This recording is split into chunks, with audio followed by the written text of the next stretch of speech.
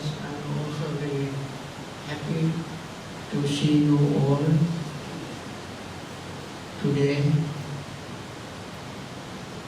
I have, when I came to Malaysia, I heard, especially when I came to Nalanda in Malaysia, just a couple of days ago, I heard that you all are having this very special program,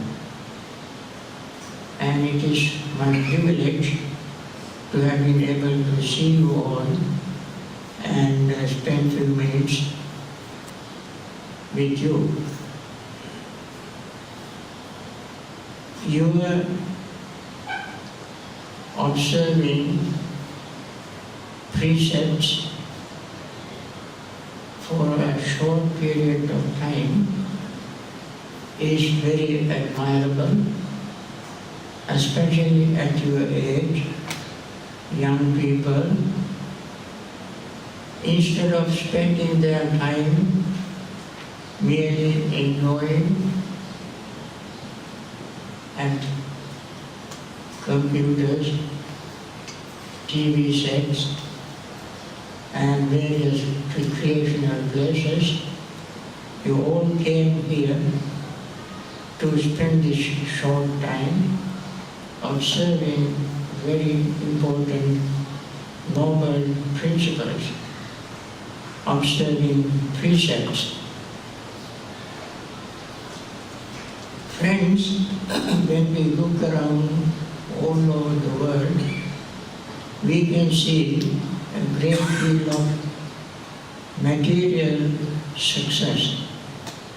Big highways, skyscrapers, computers, technology, education, countless material things are there to improve our material life. At the same time, people's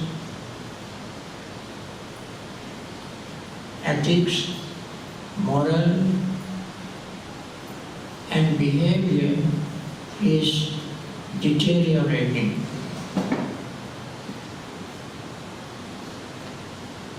People receive good educations from universities, and they get involved in all kind of business,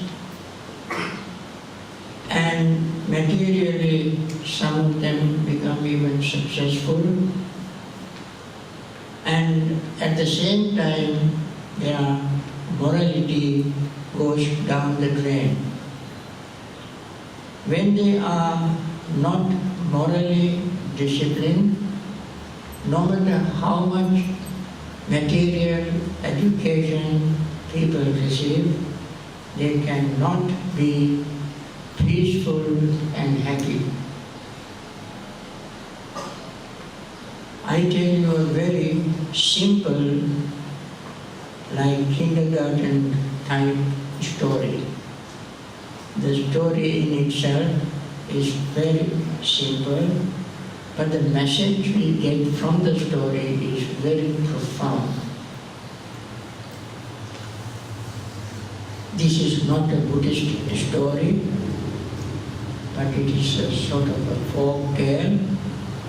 I don't know the source where I got it, but I got the story. There was a lady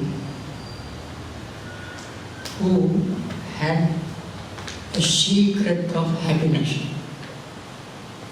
He did not want everybody to know the secret, because it is a secret. So he wanted to hide the secret somewhere. He thought of hiding it at the deepest place in the ocean. Then he thought, well, these human beings are very curious. They are very inquisitive.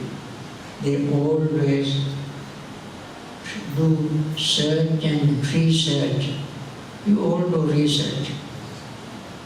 So this deity thought the deepest place in the ocean is not safe place from human beings. The secret will no longer be a secret. Then he thought of hiding it on the top of Mount Everest, the highest mountain in the world. Then again he thought, if he hid it there, one day a human being might find it out. Then it will no longer be a secret. Then he thought of hiding it in the deepest cave, in the deepest deep forest, like Amazon. Then he thought even that may not be a safe place. Human being will find it. Then after very long time thinking, he decided to hide it in a place where people never look for. They will never look at that place.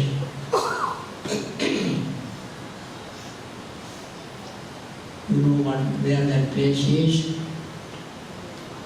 He thought of hiding it in human mind.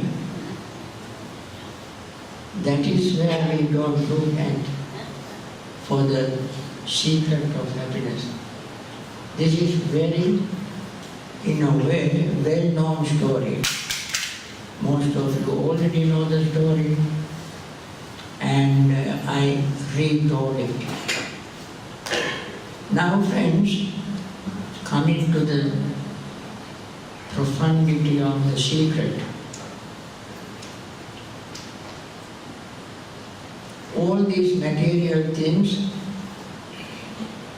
our education, huge buildings, expensive cars, fastest computers, iPads, iPhones, whatnot, all these do not bring us happiness. They make us more unhappy, more miserable. The world is now full of psychiatrists, psychiatric hospitals, psychoanalysts, psychotherapists, psychologists, and so on. Why? If all these material things could bring happiness, what these psychologists, psychiatrists, psychotherapists, psychiatric hospitals got to do with our life?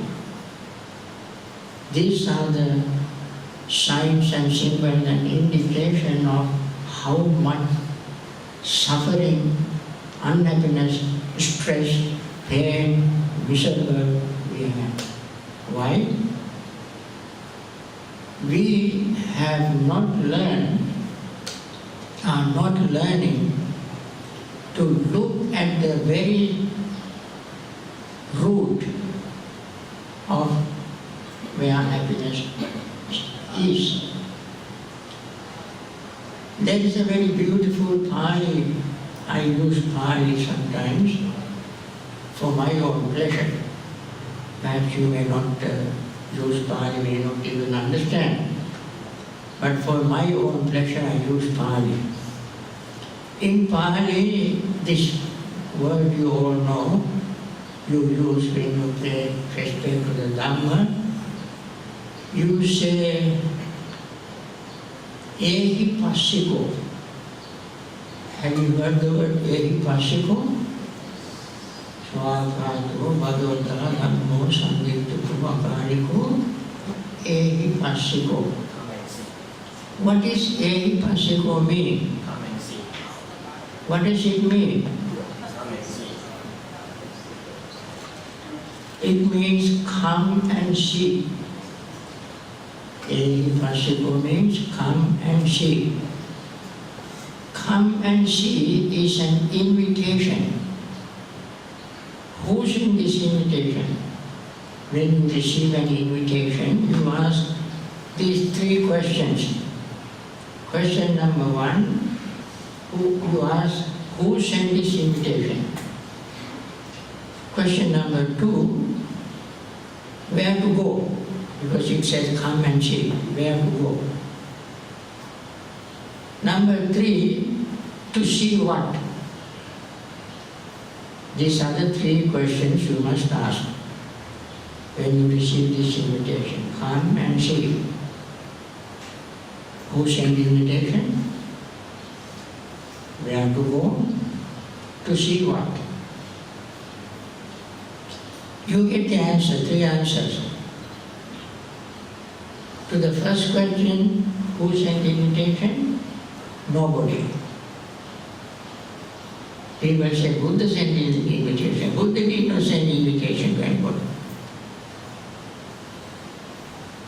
So Buddha did not send the invitation. Then who sent? Nobody. To go where?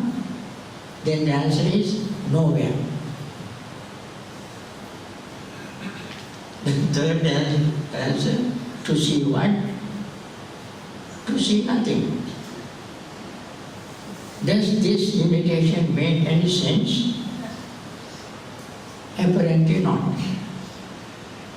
But this invitation makes a whole lot of sense. Come and see is the invitation comes from our own mind. Our own mind. We must ask ourselves to come within ourselves. We are trying to do things outside. We criticize people outside. We look at their faces outside. We think of what they think in their mind. How many times have we asked ourselves to come inside and see what is going on in our mind? This is called in Pali Yoniso Manasikara, translated into English, mindful reflection. There is a kind of reflection, unmindful reflection and mindful reflection. Mindful reflection is looking at ourselves impartially, without bias, to see what actually is going on in our mind. Buddha gave very beautiful simile to illustrate this. Mindful reflection and unmindful reflection. Keep this simile in mind. Are you listening? Yes. Are you listening or looking at each other? Or are you mindfully reflecting or unmindfully reflecting? This is the simile. You must remember the simile. Then you will never forget what mindful reflection is, what unmindful reflection is. Suppose you have a dog. You throw a stick, a ball or frisbee to a dog. You know what the dog will do? Dog will run after the stick, the ball or the frisbee. Then either he bites it or brings it back to you.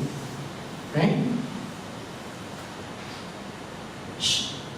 Suppose you throw a stick, a ball or a frisbee to a lion, what does the lion do? Lion will not run after the stick or the ball or the frisbee. Lion will run after you. Lion wants to find out where it came from and go to the root and destroy the root. Lion behave like a lion. Dog behaves like a dog. No matter how much you love dog, you may kiss the dog, hug the dog, sleep with the dog and keep the dog on your lap. As soon as you let the dog go out, where does it go? Where does it go? It goes to a dirty place and sniff dirt. You can never change dog behavior. Can you make a dog a lion? No. Similarly, unmindful reflection, the one who does unmindful reflection always thinks about other people, how other people eat, what other people wear, how they think, where they go, what do they do. That's the dog behavior. They always sniff the dirty things. That is unmindful reflection. Mindful reflection always thinks, how do I behave? How should I behave? What do I think? What I think is wholesome or unwholesome. I don't think what you think of wholesome or unwholesome.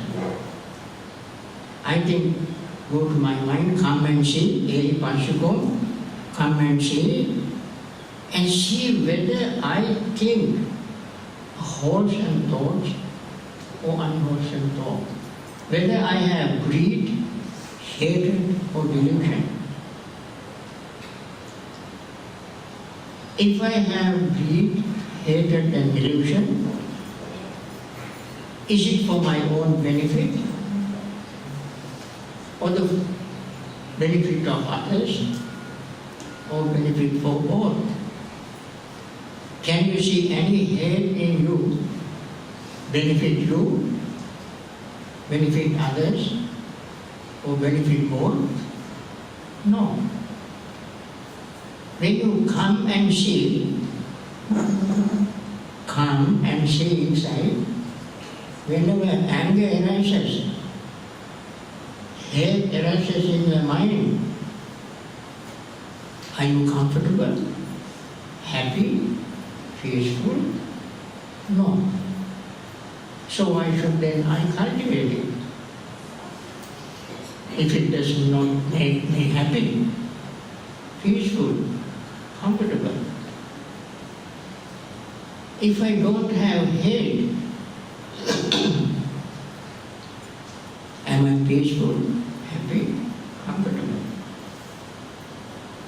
Yes. So that is what I should cultivate. So, friends,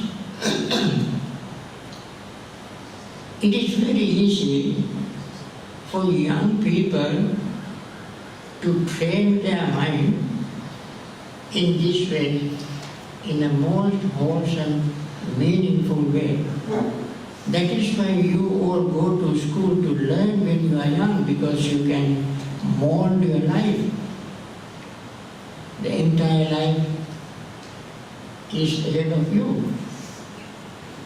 So, similarly, when you learn discipline, morality as young people, you can incorporate that into your life and live happy and peaceful life. And that is why I say, you are very fortunate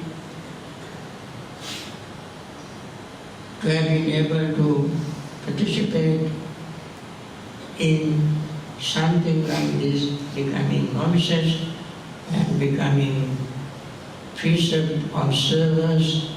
I think these young ladies are observing 8 precepts, 10 precepts, and these other young monks are observing 10 precepts also.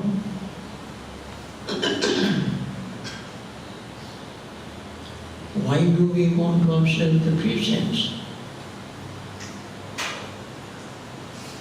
This is a very good discipline.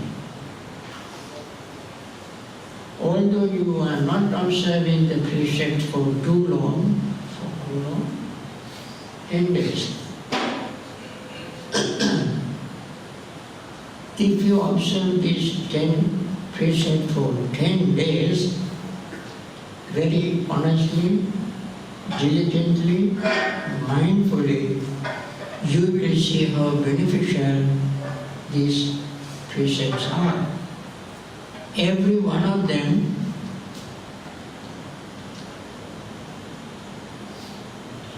people say and observe the precepts to gain merits.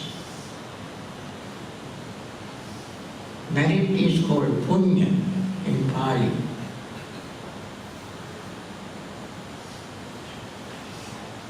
Buddha said when one does something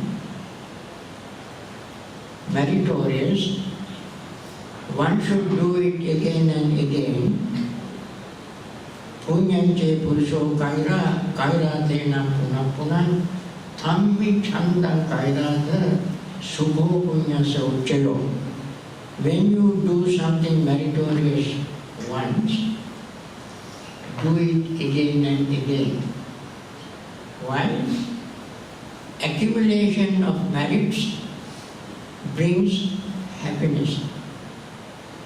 Buddha said, punya is another name for happiness. Punyance bhikkhave sukhasa adhivacana. Merit is another name for happiness. Everybody in life is promoted depending on merits. Right? We all are promoted in our school, in our jobs, because of our merits. We get promoted in our peace and happiness when we have spiritual merits. When you pass examination in ordinary way, scheduled examinations, you get promoted in your jobs. Similarly, when we accumulate spiritual merits by observing precepts, we get promoted in our peace and happiness. And that is why the Buddha said, merit is another name for happiness. Sukha setan punyan chetan vikya sukha sadhivacana. Now, I'm not going to teach you Pali, but I use these words in order to authenticate and substantiate what I say. I'm not saying something fabricated by myself. These are the things that Buddha himself has taught us. There is another Pali word, it's called kusala. You have heard the word kusala. One Pali word is punya, another Pali word is called kusala. What is the difference between these two? Kusala means skill. Punya means happiness. When you do something to make yourself happy, observing precepts, sharing your things, what we call dana, practicing meditation, doing service to others, helping others,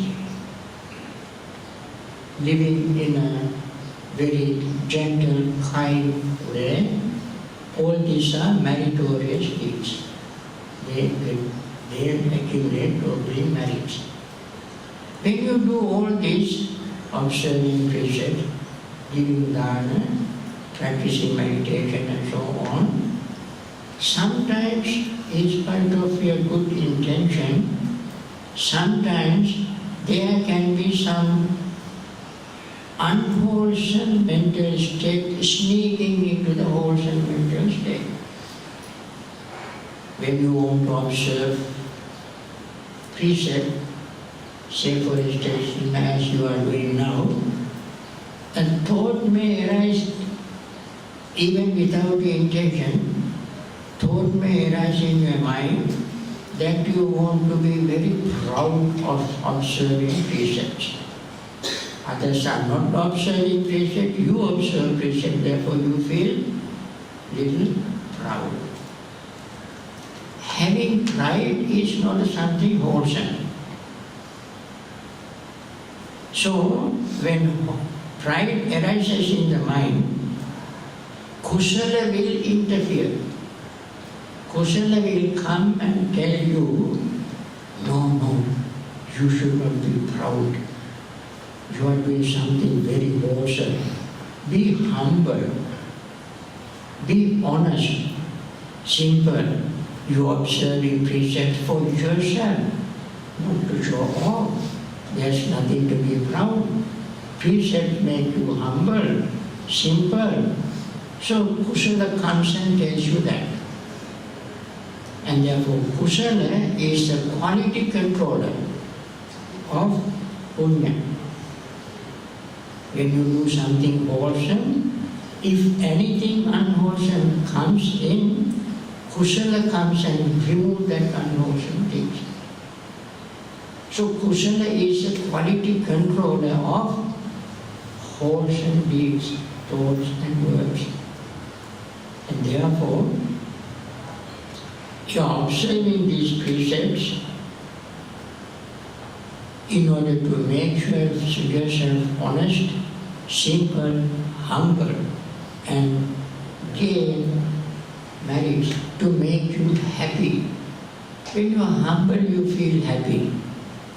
When you are honest, you feel happy. When you are sincere, you feel happy. Not when you are proud, when you are arrogant. So, kusala always helps us to remove unwholesome mental states, just like mindfulness. So friends, I think I was asked to speak for 10 or 15 minutes. I exceed my time.